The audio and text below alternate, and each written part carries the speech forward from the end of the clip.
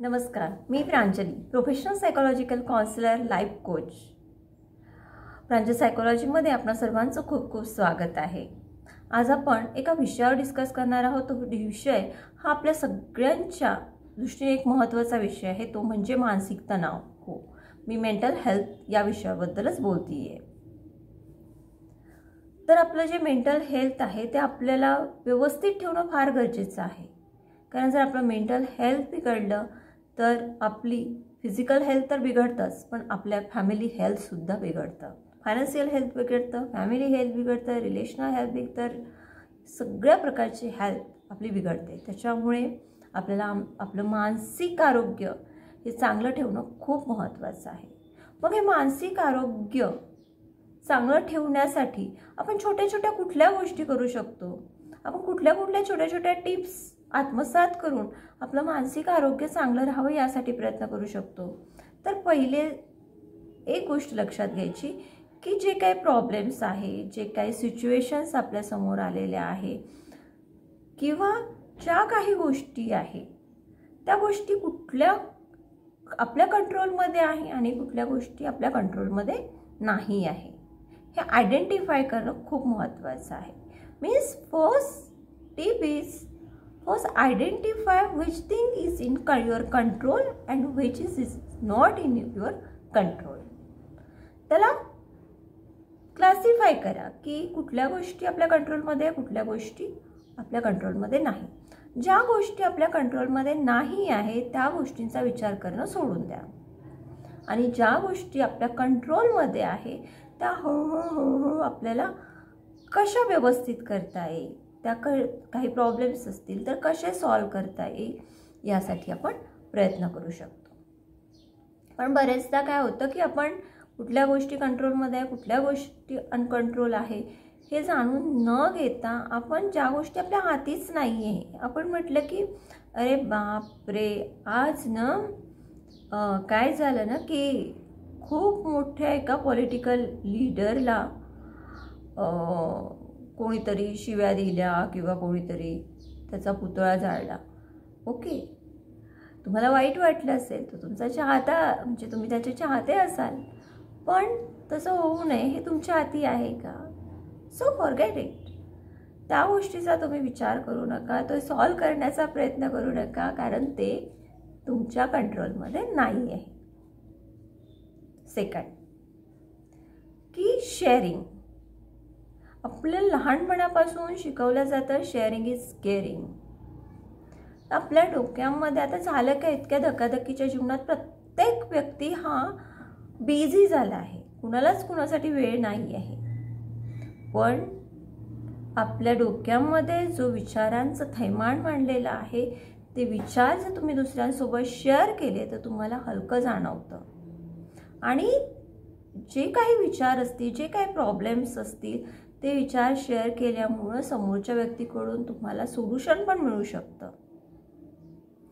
त्याचप्रमाणे समोरच्या व्यक्तीने जर तुमच्याशी त्या शेअर केला तर त्यालाही तुम्ही सोल्युशन देऊ शकता किंवा त्याचा प्रॉब्लेम आपण सॉल्व केलाय ही गोष्ट आपण सॉल्व करू शकलो याचासुद्धा तुम्हाला एक आनंद होऊ शकतो. तेव्हा शेअरिंग करा, म्हणजे तुमच्या डोक्यामध्ये, तुमच्या मनामध्ये जे काही एक विचारांचं थैमान मांडलेलं असतं ते कुठेतरी शांत होतं. आपण आधीपासून ऐकत असतो की बोलल्यामुळं काय होतं ना की मन हलकं होतं, रडल्यामुळं काय होतं, मन हलकं होतं. तसंच जे काही गोष्टी आहेत, आनंदाच्या असो या दुःखाच्या असो या प्रॉब्लेम्स असो, ते शेअर करा. त्यामुळे तुम्हाला तुमचं मानसिक आरोग्य चांगलं ठेवण्यासाठी खूप मदत होईल. थर्ड आहे एक्सरसाइज. प्रत्येक जण सांगतो की एक्सरसाइज करा, एक्सरसाइज करा, एक्सरसाइज करा, पण आपण करतो का? नाही. जर तुम्ही त्यातील असाल की तुम्ही तुमच्या स्वतःसाठी अर्धा तास एक्सरसाइजला देत नसाल तर तुम्ही खूप चुकताय. ते चूक करू नका. तुमचं शेड्यूल कितीही बिझी असू द्या, एक्सरसाइजसाठी 20 ते 30 मिनिट नक्की काढा. शेड्यूल बिझी आहे म्हणून आपण आपलं जेवण सोडतो का? हार्डली एक दिवस सोडू, दुसऱ्या दिवशी तर जेवतोच ना.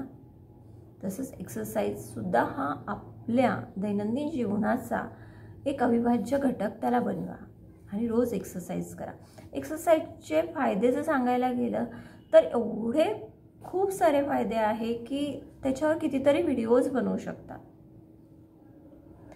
पण महत्त्वाचं काय होतं, एक्सरसाइज केल्यामुळे आपण काहीतरी सकाळी उठून केलं आपण काहीतरी केलं आहे, काहीतरी अचीव केलं आहे, या फिलिंग्स आपल्याला निर्माण होतात. जे आपल्या ब्रेनमध्ये न्यूरोट्रान्समीटर आहे ते रिलीज होतात आणि आपल्याला फ्रेश वाटायला लागतं, आपल्याला एनर्जेटिक वाटायला लागतं आणि आपण ॲक्टिव्ह होतो, आपण ॲक्टिवली काम करू शकतो. सो एक्सरसाइज हे आपल्यासाठी खूप मस्ट आहे. आपल्या मेंटल हेल्थ जर आपल्याला चांगली ठेवायची असेल तर आपल्याला एक्सरसाइज ही खूप महत्त्वाची आहे. देन थर्ड आहे की कीप अ गुड कंपनी.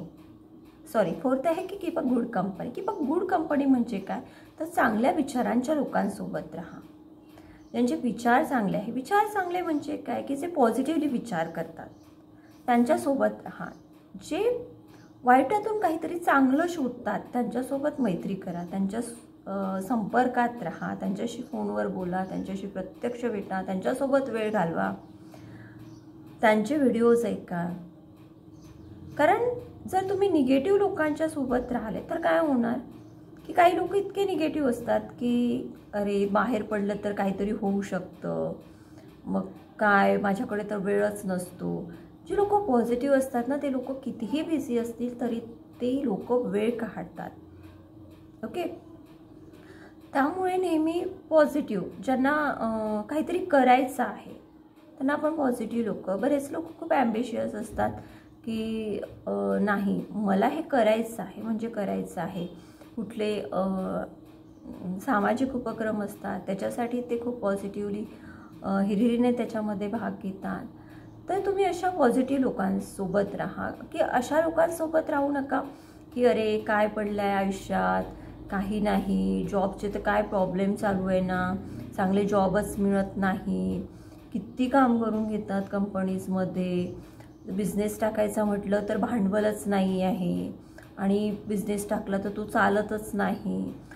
अशा विचारांचे जे निगेटिव्ह लोक असतात, निगेटिव्ह विचारांचे जे असे लोक असतात त्यांच्याशी मैत्री करू नका. त्यांच्या कंपनीमध्ये जर तुम्ही राहिलात तर काय होईल की तुम्हीसुद्धा निगेटिव्ह होत जाल. त्याच्यामुळे पॉझिटिव्ह विचारांच्या लोकांसोबत राहा, म्हणजे तुम्हीसुद्धा पॉझिटिव्ह व्हाल, तुम्हीसुद्धा पॉझिटिव्हली आपल्या फ्युचरकडे बघाल. तर हे झालं की always you keep a good company.